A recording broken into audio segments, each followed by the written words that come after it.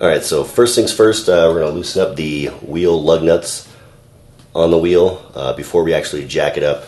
You're going to need a 21 millimeter sockets and a breaker bar or some kind of big wrench. Just going to loosen them up just a little bit before we get the wheel off the ground.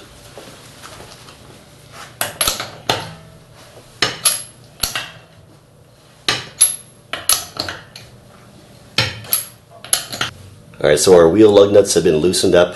We're going to go ahead and jack up the car now. Use your normal jack point that you would for changing a tire. I'll go ahead and take the camera off here and try to show you what we're looking at here for the jack point. You can see the two spots right there. The two little ridges or lips. That's going to be your jack point. So we're going to line up the jack on there and get the car jacked up just enough to get the tire off the ground, and then we'll take a look at the hub assembly.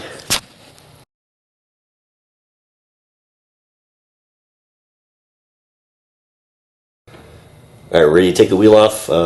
Get a wrench or an air tool, something like that to get the wheel off, and we're just going to kick these guys right out.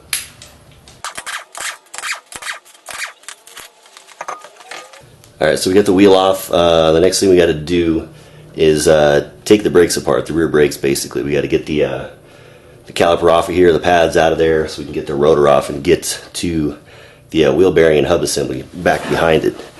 I did go ahead and throw a jack stand in over here. As you can see, just for some added safety, you probably want to do that. It's not a bad idea. I'll try to show you the bolts we're looking at here. On the caliper, there's one up on the top here, and then one down below down here. We'll pop those guys off. It's a 14 millimeter nut, so you want to grab a wrench or something to take those off.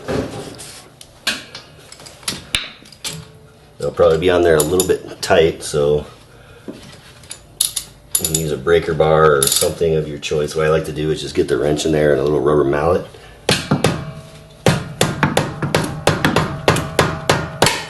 Just give it a few whacks and it'll loosen right up.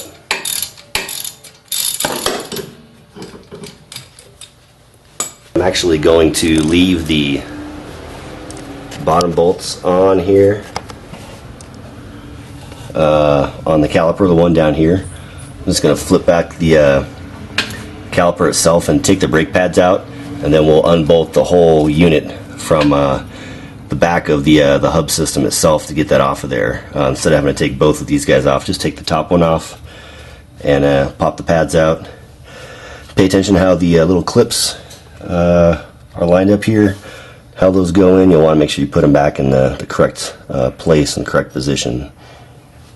Alright, so now we're going for the big caliper bolts behind the rotor, right behind back here. Get the camera over there real quick. These are 19 millimeter bolts, so you want a big wrench. There's one on top and there's one down here on the bottom, which will be a little tricky to get to, so you have to use some imagination to get a wrench down in there and get that one loosened up. But the top one, did the same approach. Just got the wrench up in there and whacked it with the mallet a few times, and it breaks loose pretty easy.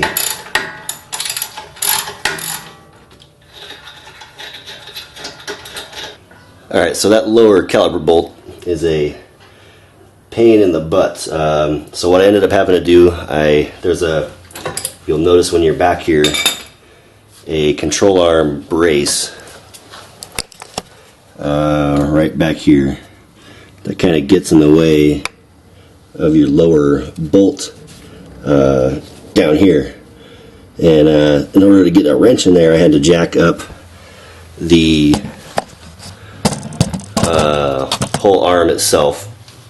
Basically jack up the rear control arm, the brake rotor, everything, so I could get that wrench back in there. But once you get the wrench back in there, I was able to break it free. It took a while, but got it done.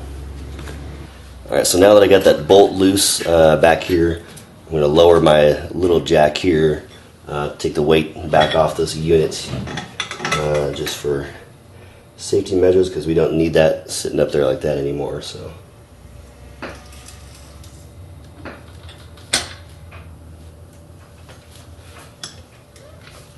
if you have an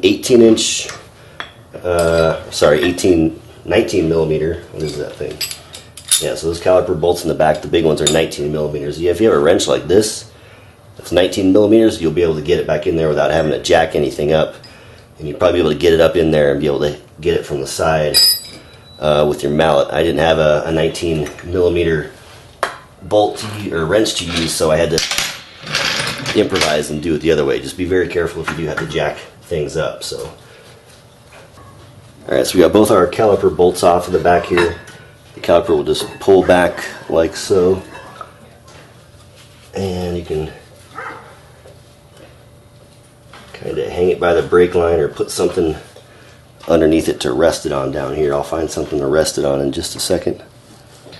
Alright, now that we've got the caliper off of the rotor here, on the back of the hub there are actually four 17 millimeter bolts holding the hub to the rest of the assembly here.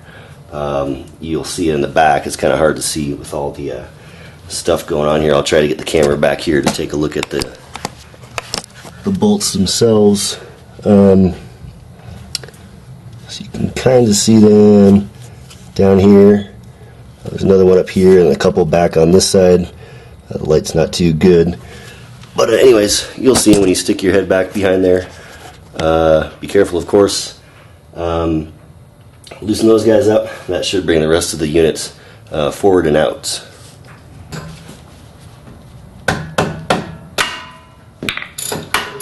Okay, so those ones loosened up pretty easily. I'll go ahead and loosen them out the rest of the way here. Alright, so I got the four bolts out of the back of the hub there, just these little guys. And once those are taken out,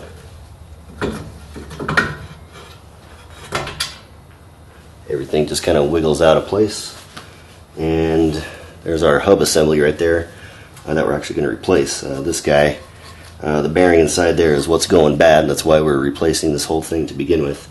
We'll work on getting this thing off of the brake rotor itself and we'll be able to move on. Alright, so I didn't capture this on film on accident, but basically to get your hub assembly off of the rotor, depending on how bad it was seized up on there, what I did is I put the rotor up on edge, protected it with some cloth down here, and took my 5-pound mallet and just started tapping each of the bolts on the hub one by one, just to kind of loosen things up. And once you tap the bolts, you can actually start whacking the face of the hub right here. Start giving that some whacks, and it'll just fall right out of there and detach itself from the inside of the brake rotor. So, alright, so here's the replacement part that I got. It's not an OEM part, it's a Timken OEM replacement. I think the part number there, HA590109. If that's the part number, I assume it is. Anyways, Timken replacement part. It's a wheel bearing and hub assembly. Here's the new one, nice and clean. As you can see, there's no sound or grinding,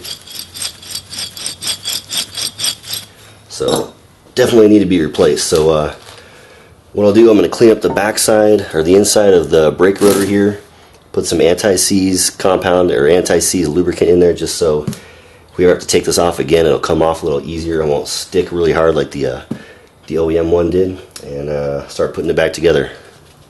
Alright, so I got the surface back here cleaned up, a little bit of anti-seize sprayed on there, a little bit of anti-seize sprayed on the face of the hub where it mounts inside the carrier here. Also got some anti-seize sprayed on all my nuts and bolts. And you'll notice there's an orientation of the way this thing actually fits in here. There's a little notch you'll notice on the top here. There's not one on the other side. That little notch has to be facing up. So make sure you put it in with that facing upwards. If you don't do that, all your bolt holes, they won't line up. So once you get it in there, start fishing your bolts in. Alright, so now we got the 4 bolts tightened up in the back that hold the hub in place. The torque specifications for those things that I found show 174 to I think 231 foot-pounds of torque. So my torque wrench only goes to 150 foot-pounds. So basically you're going to be man-moding that thing and getting it as tight as you possibly can. Unless you have a torque wrench that goes up higher and you have the strength to get it up to 175 foot-pounds of torque. So go ahead and get them as tight as you possibly can, and then we'll move on to putting the disc rotor back on and getting the caliper back in place as well. Hub bolts are all tightened up on the back side here. I'm going to spray a little anti-seize on the inside of the brake rotor and put it in place here.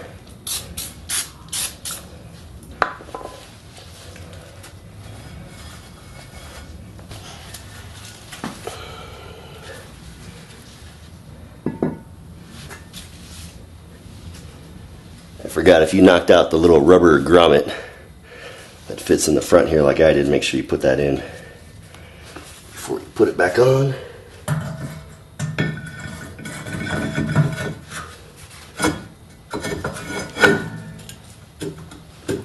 And once that's in place here, we can start putting the rear caliper back on.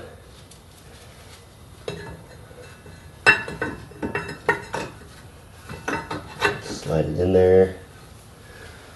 I'm going to shoot those bolts with little anti-seize as well.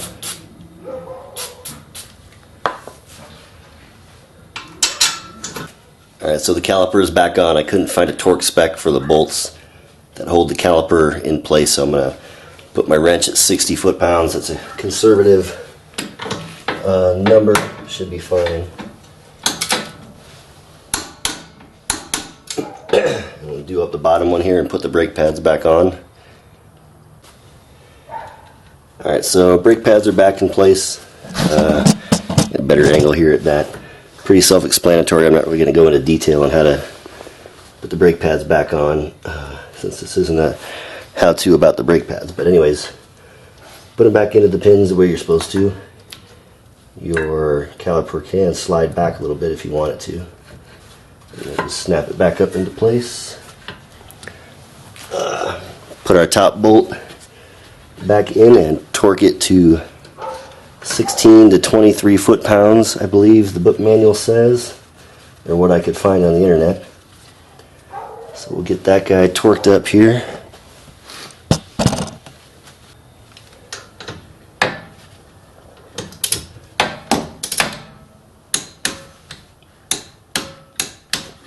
So not much tightening, as you can see there, just a little bit. And we are good to go. Grab your wheel. We'll throw the wheel back on here real quick and get it lowered off the jacks, and we'll torque the wheel nuts to 80 foot-pounds.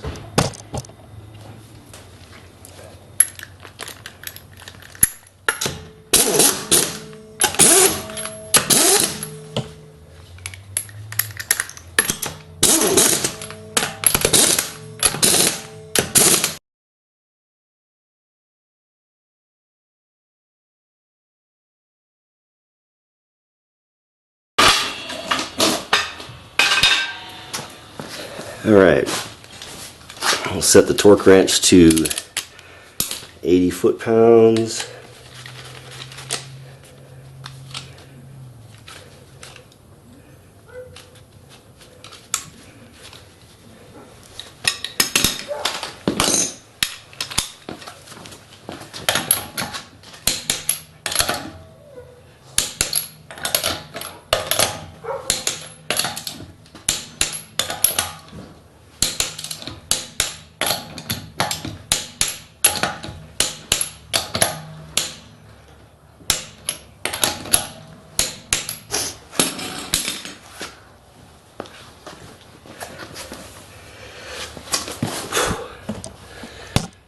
Alright guys, there we have it. We're all done.